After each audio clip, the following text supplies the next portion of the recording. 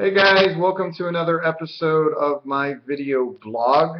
We got a lot of really exciting stuff going on, which is why I've been a bit busy, which is why I'm kind of releasing this a little late. But for those of you in America who are at least about 8 to 10 hours behind, it won't be so late.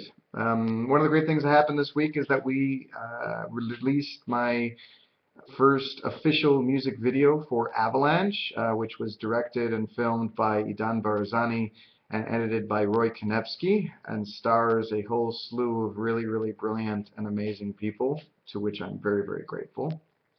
We've been getting a lot of hits, a lot of traffic on that, and I'm hoping that that will continue soon. If you guys can share it, like it, comment, I want to hear what you have to say about it. We certainly put a lot of work into it. We're very proud of what we came up with. And we want to hear what you have to say as well.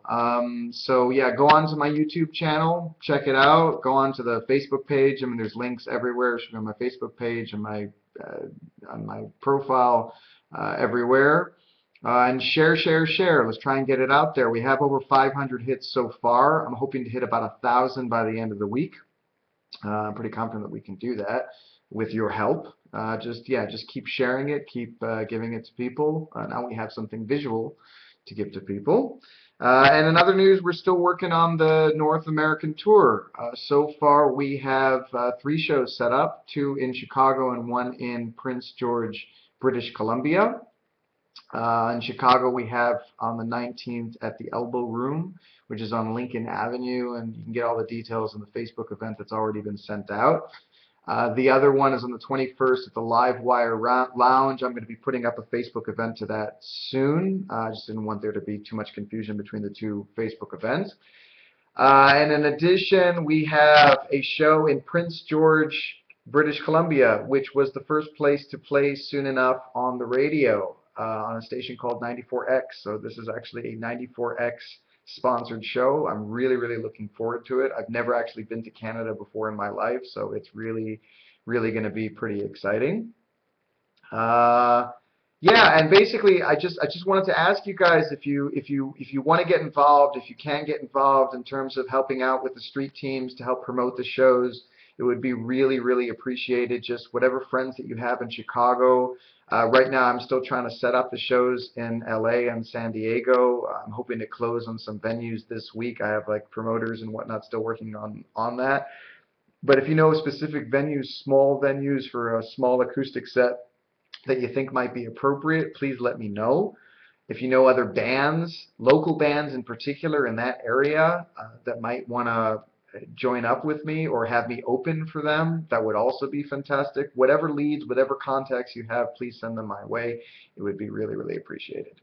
So having said that, we shall get the ball rolling, and we are now going to deal with the questions that you guys have asked me, as I deal with every week.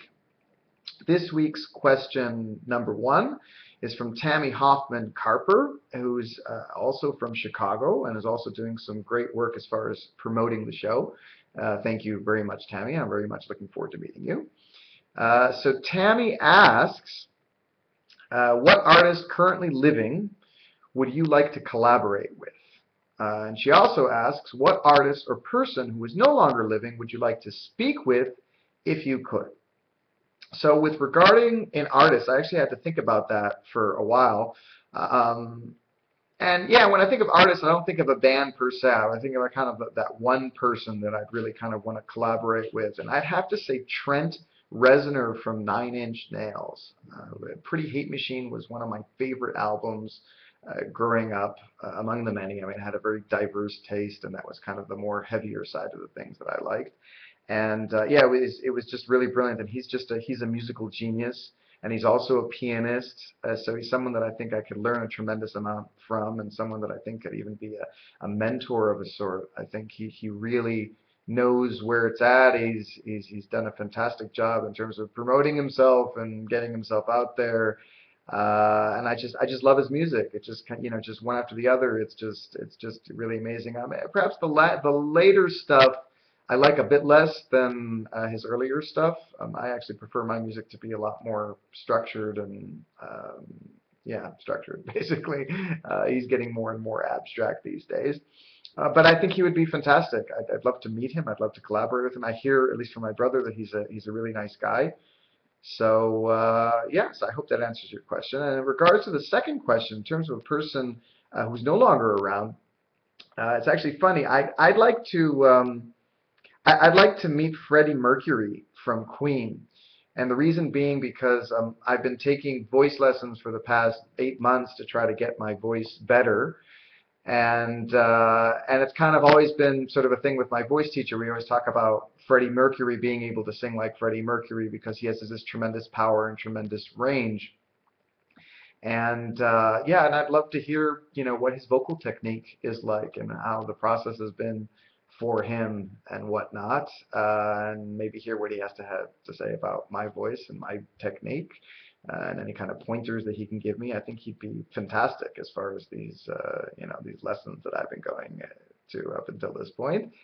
Um, and yeah, that's pretty much it. So yeah, Freddie Mercury, Queen, it was some great, great stuff, just one right after the other, and he's just a phenomenal vocalist. And if I could, if I could get up to that level, I'd be extremely happy. Okay, the next question is from Megan Bassett. I actually pronounced her name right. I believe that Megan is from somewhere in Canada. Megan asks, I know you've said before that you aren't good at reading sheet music.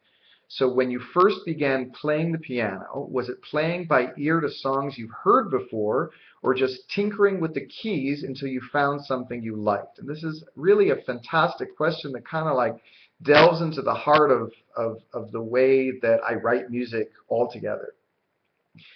First and foremost, I took piano lessons for about 2 years, but I was already writing music kind of in my head long before that. So I was really anxious to kind of catch up with that. I had all these songs that I really wanted to write.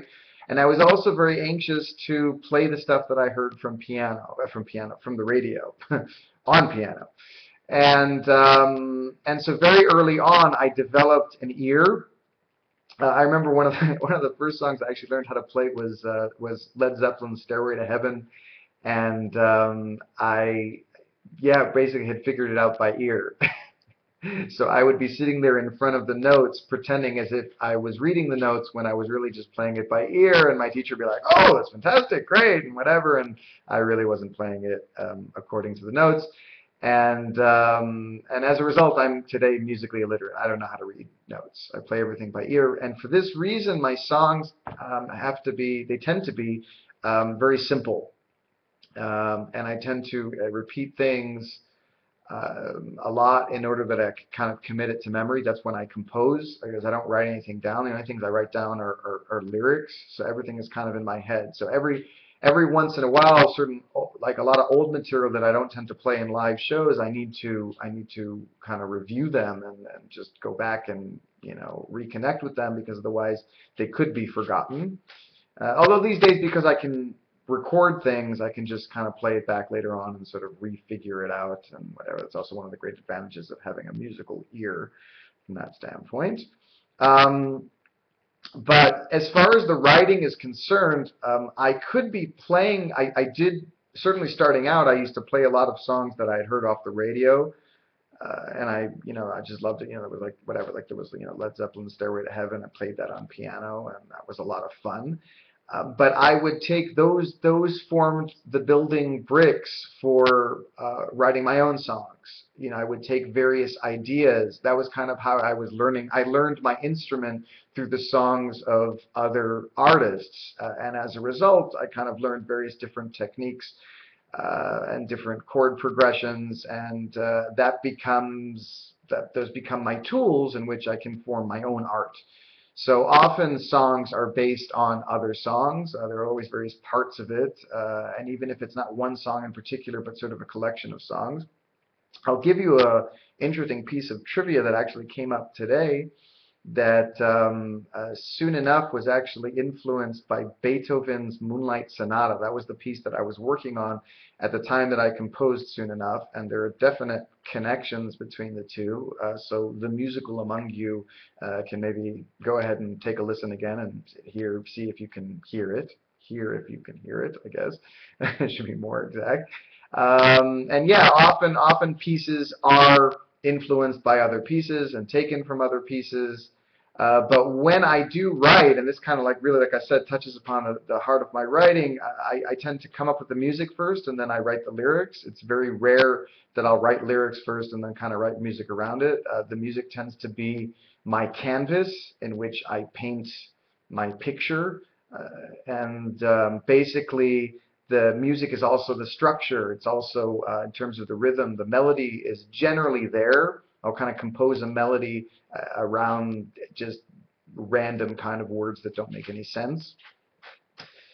Yeah, and that's pretty much how I write. I don't know if that's how everybody writes. I've heard a lot of people tend to write that way, but you know, God knows, everybody has their own thing. But yeah, so certain things are influenced by certain pieces, and sometimes I am just tinkering. You know, sometimes it's tinkering, and I'm practicing, I'm doing something familiar, and I realize I'm actually playing a song.